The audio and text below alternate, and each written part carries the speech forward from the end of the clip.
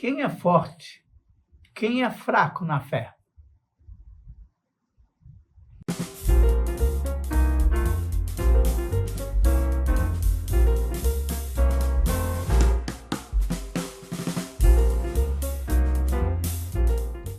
Olá, tudo bem? Essa é a Escola Bíblica Dominical da Igreja Batista de Barão do Taquara. Nós estamos na Praça Seca, em frente à estação do BRT da Praça Seca.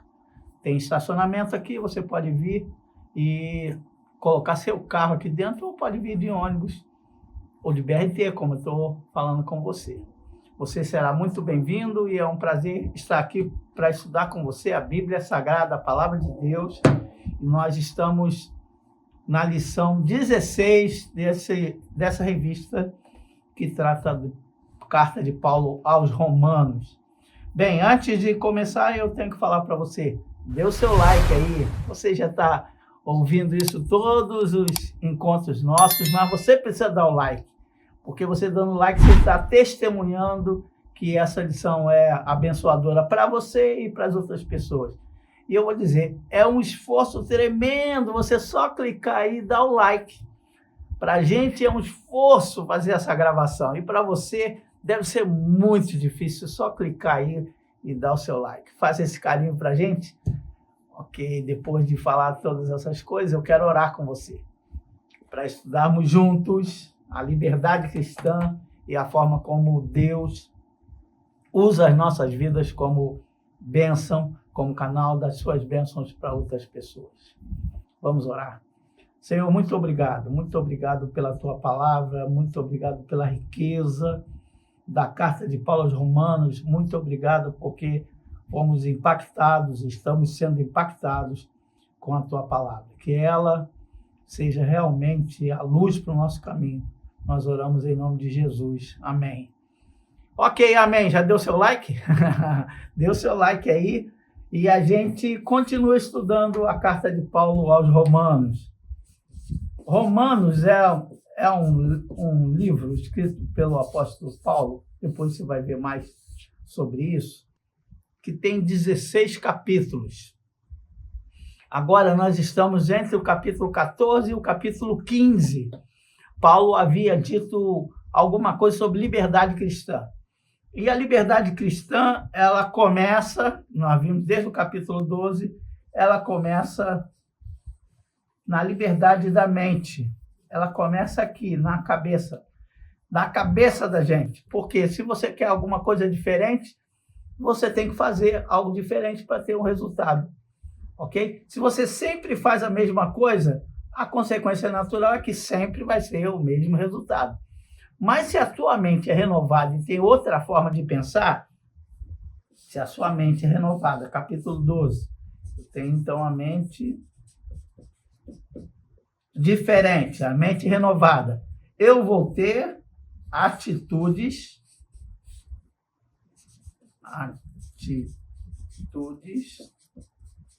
também diferentes.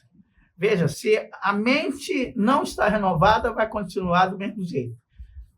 Porque as atitudes vão continuar sendo as mesmas. Mas se a sua mente está renovada, o seu jeito de pensar vai ser diferente. Então, o resultado é alguma coisa diferente do que estava ocorrendo anteriormente. Mas o que muda na proposta de Paulo? Aqui eu vou colocar para você lembrar. Ele está falando desde o capítulo 12 da carta que ele escreve. Então, o que muda? Na verdade, com essa mudança de mente, muda o nosso jeito de ser, muda o nosso jeito de agir. E o nosso jeito de agir vai influenciar o outro. Nosso jeito de agir é que vai influenciar o outro. Olha que coisa interessante. Por quê? Essa mudança de mente vai passar pela nossa mudança e eu, então, abro mão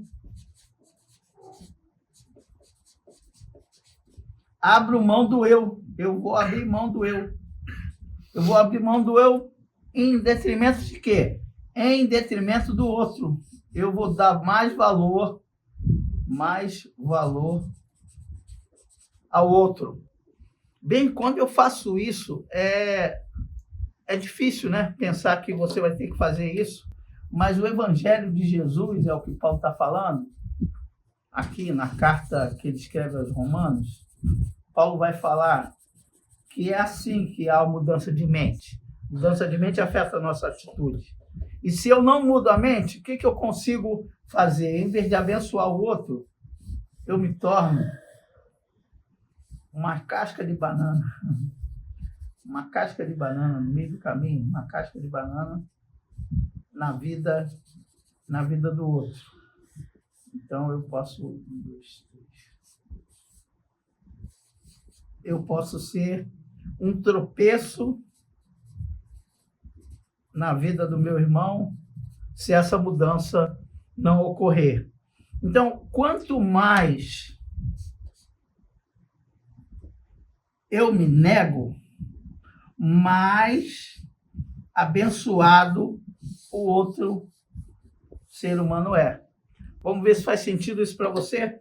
Abra lá a carta de Paulo aos Romanos, no capítulo 15, no versículo 2. Romanos, eu vou ler para você. Capítulo 15, versículo 2. É um impacto isso que Paulo está falando, porque o Evangelho é esse desafio nosso. Olha o que Paulo fala no capítulo 15, no versículo 2. Cada um de nós deve agradar o seu próximo para o bem dele, a fim de edificá-lo. Então, eu abro mão das minhas prerrogativas, eu abro mão das minhas prioridades em função do outro. Sabe, aqui é o puro evangelho. Quando eu sou forte, eu reduzo a marcha. Lembra-se como é que você faz para andar com a sua avó no shopping? Bem, eu estou falando vó, mas pode ser mãe ou alguém doente no shopping. Você tem que diminuir a marcha para acompanhar aquela pessoa. Você não tem como fazer com que ela te acompanhe, porque senão você vai arrastar. É igual criança, criança no shopping corre, mas você tem que dar limites também para a criança.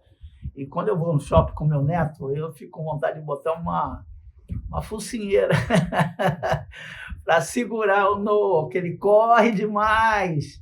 Mas quando eu vou também com pessoas mais velhas do que eu diminuo a marcha.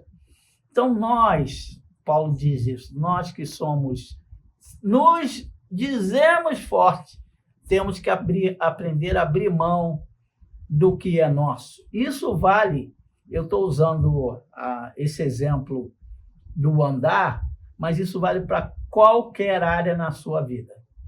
Paulo está falando, por exemplo, para os crentes que tinham hábitos alimentares diferentes dos judeus. E aí, como é que eles vão se relacionar? Lembra-se que o grande desafio de Paulo na carta aos Coríntios é ele relacionar, fazer as pessoas se darem bem, tanto os judeus quanto os crentes que eram gentios. Eu não sei se você ainda se lembra disso. Judeu, é uma menorá, e gentio. Lembra o que é gentio? Gentio é estrangeiro, mas todos são cristãos. Ora, se todos são cristãos, qual é o ponto comum entre eles? Cristo.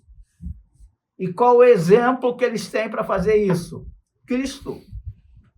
Onde está esse exemplo aqui na carta de Paulo aos Romanos? Romanos, capítulo 14 e capítulo 15. Ou 2 Timóteo, capítulo 2. É o que na teologia vão chamar de kenosis. Esvaziamento. Vou abrir aqui. 2 Timóteo, capítulo 2. 2 Timóteo, capítulo 2, versículo 5 em diante. Eu abri certo, não abri. Desculpa. 2 Timóteo. 2 Timóteo é o texto da mensagem, é Filipenses. Filipenses 2, Gálatas, Efésios, Filipenses. Filipenses, capítulo 2, agora sim, 5 a 10. Seja a atitude de vocês a mesma de Cristo Jesus, que, embora sendo Deus, não considerou que ser igual a Deus era algo que devia pegar-se, mas, aqui é que é nozes, esvaziou-se a si mesmo, vindo a ser servo, tornando-se semelhante aos homens, e sendo encontrado na forma de homem, humilhou-se a si mesmo e foi obediente até a morte e morte de cruz. Por isso, Deus o exaltou à mais alta posição. Ele deu um nome que está acima de todo nome, para que ao nome de Jesus se dobre todo o joelho, nos céus, na terra, debaixo da terra, e toda língua confesse que Jesus é o Senhor, para a glória de Deus Pai. O exemplo de ser forte ou fraco é o exemplo de Jesus. Você segue a Cristo, então siga o exemplo dele. Diminua seu ritmo para abençoar as outras pessoas. E eu gosto de pensar nisso, de em vez de ser a casca de banana na vida dos outros, você diminuindo a si mesmo, você vai se tornar um outro objeto. E esse sim, para abençoar, aqui eu vou abrir mão do eu, vou esvaziar para abençoar o outro. O outro está aqui. E eu vou abrir mão dos meus valores para abençoar o outro. Essa é a essência de Romanos, capítulo 14 e 15. Tem gente que acha que é muito forte e aí fala para as outras pessoas, isso que eu faço não tem nada a ver. Algumas vezes realmente não tem nada a ver, mas tem a ver com o que você escandaliza o seu irmão. Por exemplo, se você está convivendo com uma pessoa que não come carne de porco, não adianta você falar, é bobagem isso que você está fazendo. É melhor você dar um passo atrás, acompanhar o crescimento dessa pessoa para que ela chegue ao nível mais forte e entenda isso, porque Paulo vai falar sobre consciência. A sua consciência cristã não pode, em momento nenhum, destruir o desenvolvimento dessa planta que começou a crescer agora. Aqui, se você pensar, o outro pode ser assim, ou o outro pode ser uma grande árvore. Qual a diferença da árvore pequena e da árvore grande? Bem, a diferença é a raiz. E todas elas estão firmadas em quem? Olha o que eu falei para você. Todas elas estão firmadas em Cristo. Todas as árvores estão firmadas em Cristo. Então não adianta você vir para cá, em vez de regar a planta, pisar nela, porque você não vai abençoar em nada, não vai ajudar em nada essa pessoa. Você precisa caminhar com ela e entender que isso tudo é um processo. É um processo de desenvolvimento, de conhecimento, de relacionamento com Cristo. Isso não tem nada a ver com o tempo que você tem na igreja. Aliás, falando em igreja, você já deu seu like aí. Dê o seu like aí, amigo. Abençoa a gente para abençoarmos outras pessoas. Então, você rega, abençoa essa pessoa quando você abre mão de você mesmo. Quando você fala com orgulho, fala, isso aí não tem nada a ver, isso aí não afeta em nada a minha fé. Pode ser que não afete a sua, mas afeta a do outro. Então, nós temos que andar de forma zelosa e cuidadosa do que e em que nós cremos. É um suporte. Vamos tentar lembrar de algumas coisas do dia a dia que a gente tem que aprender para suportar o outro. Por exemplo, eu dei o exemplo do jardineiro. O jardineiro planta a semente e ele sabe que tem que aguardar um tempo. Não adianta ele cavucar enquanto a semente ainda não brotou, porque ela está criando raízes. Então, ele sabe que existe um processo nisso.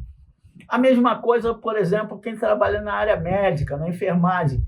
Você tem um tratamento para fazer e você começa a tomar o remédio e há um processo até que esse remédio faça efeito no seu corpo.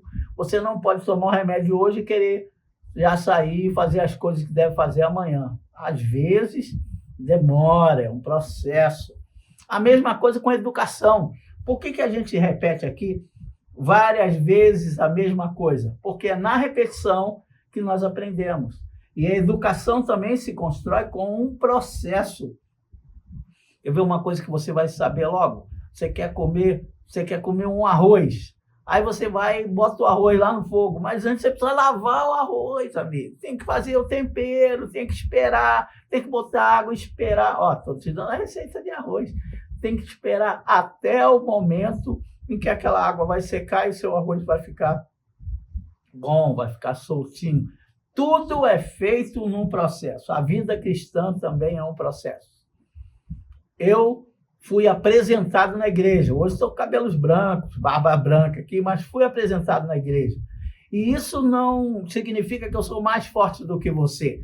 Por que isso? Porque eu fui apresentado na igreja e estou aprendendo junto com você. E daqui, quando terminarmos o estudo de Romanos, quando eu voltar ao estudo de Romanos, eu vou partir de onde aprendi com você. Então, eu vou me desenvolver. Não tem esse negócio, aceitei Jesus, está tudo certo agora. Não, é um processo. Então, como é que eu vou me relacionar bem com as outras pessoas?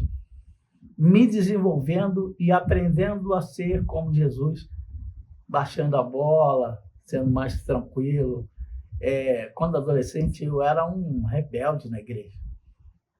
E muitas vezes os diáconos chegavam e falavam assim, olha, me respeita porque eu sou diácono. Hoje eu olho para trás e fico rindo daquilo. Não é a hierarquia que vai fazer um adolescente respeitar o outro, mas é a postura desse outro de compreender, de aceitar e de conversar para conseguir conquistar os mais novos. Você entendeu o que eu estou querendo dizer? Porque, na verdade, a proposta de Paulo é que nosso alvo, é claro que o nosso alvo é Cristo. O nosso alvo é sermos semelhantes a Cristo. Mas eu e você nascemos para edificação dos outros irmãos. Veja que quando Paulo apresenta essa proposta, ele está dizendo para aqueles crentes da igreja de Roma, você não pode pensar só em você mesmo, mas você tem que pensar nos outros. E aí, se você tem aqui judeu, que tem Cristo como alvo, gentio, que tem Cristo como alvo, quanto mais eles se aproximarem de Cristo, mais próximos eles vão estar uns dos outros. Vamos checar isso? Romanos, capítulo 15, versículo... Vamos voltar para Romanos, capítulo 15, versículo 5.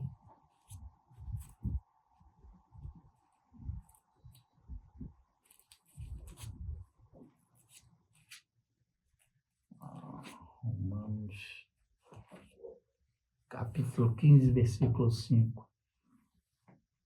Vejam quem é que vai te dar essa capacidade.